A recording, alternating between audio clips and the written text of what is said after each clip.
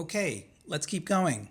Let's talk about the third part of Lightroom editing, and that is presence. So you can see that we've made all of the changes here, our tonal adjustments. We didn't make any white balance adjustments. We made a bunch of tonal adjustments, and we can see a bunch of detail. Now, if I were doing this on my own, I'd continue making some adjustments here. I would probably move up the exposure a little bit.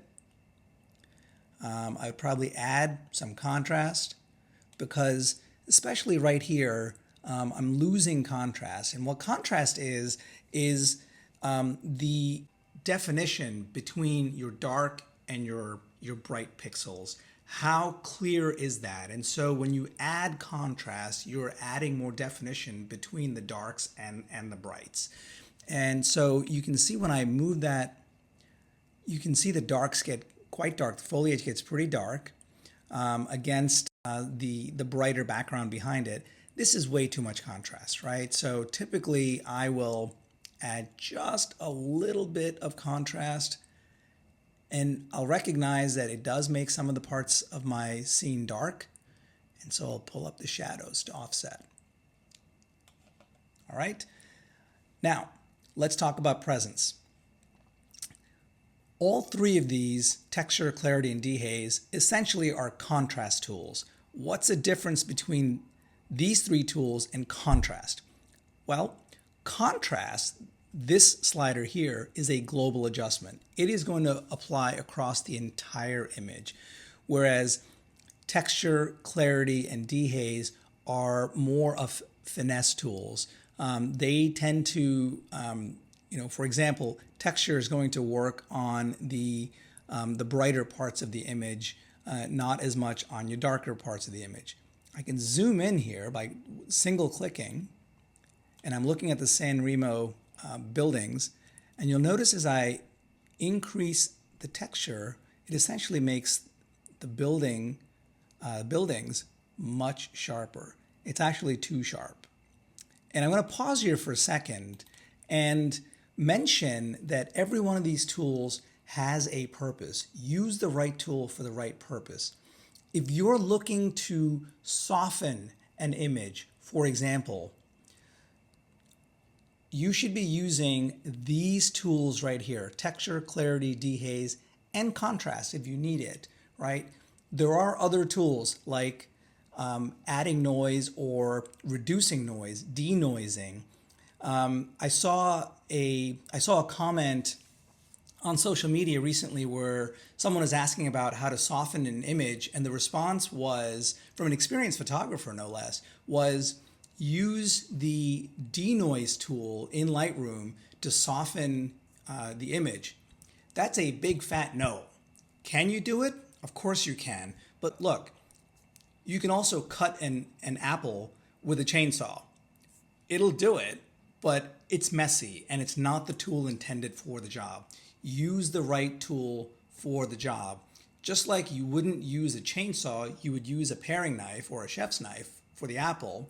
If you want to soften an image or sharpen an image, use the presence tools, right?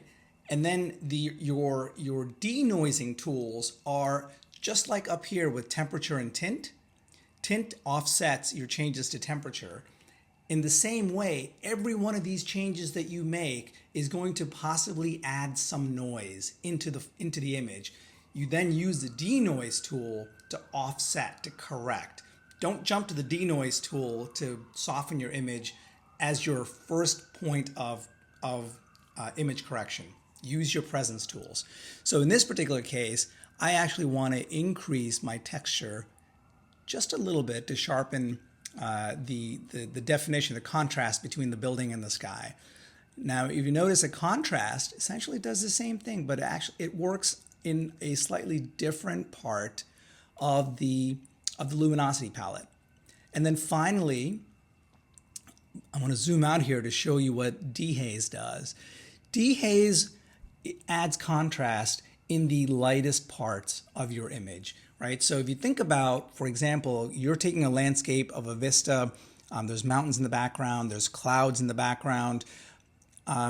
You want to show more definition in the mountains in the background and reduce the impact of any mist or haze that's obscuring them, that's what you would use the dehaze for. It would essentially reduce the impact of those light mist clouds that are in the distance. So here, you'll notice that these clouds here start to sort of disappear. The San Remo kind of almost pops in front of it. But notice too that the dehaze tool does a bunch of other things that we don't necessarily want. It increases saturation of blue and increases saturation of these this magenta color here, right? I don't like that. And in fact, typically when I use the dehaze tool, I will never use it more than 20%. In this particular case, you probably don't really even need it at all. Right about 10 is probably fine. And then the last piece of editing is your vibrance and your saturation. And these are your color corrections. So I might want my foliage to pop a little bit more, so I can add that. But remember, these are all global adjustments.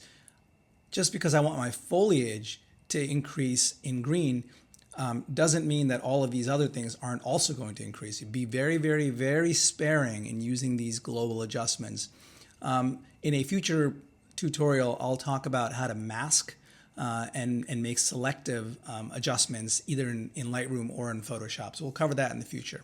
Okay, now that I've made all of my adjustments that I want in terms of tone and color and contrast and white balance, the last thing I'm going to do is I'm going to take a very quick look at this photo, and I notice that right here is a piece of dust that was either on the lens or hopefully not on the sensor, but regardless, it made it onto our image, and I want to remove that.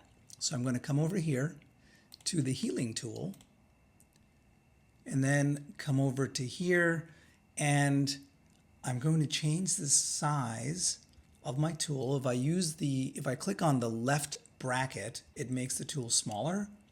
If I click on the right bracket, you can see it makes the tool larger. I'm going to go about there, and I'm going to paint, essentially click and drag right over it. And Lightroom says, hey, it looks like there's a spot right over here that I can essentially clone and paint over the defective area. And I'm going to say, okay, I like that. So I'll click return. And you'll notice that it's now gone. And so this is essentially the finished photo. In reality, I'll probably play with this a little bit more. I'll probably end up bringing out the shadows more in the San Remo buildings and probably adjusting some of the texture and definition in the sky. But for all intents and purposes, this image is probably about 90% complete. And so the next thing I would do from here is I'd go back to Library. This is still highlighted. I would click on Export. Export to the same folder as the original photo. I want to add the exported file to the catalog and the stack. I want to save it as a JPEG. So you can see here it's kpm5285.jpg. And that's because right here under File Settings, I've selected the image format of a JPEG. You've got all these other settings I could select. 100% quality. The color space is sRGB. Don't resize it. Save it at 300 pixels per inch. Sharpen for the screen. And then I click Export and let the program spin for a bit. And there you see it's now created a JPEG file that I can then send to my phone and then share with friends and family.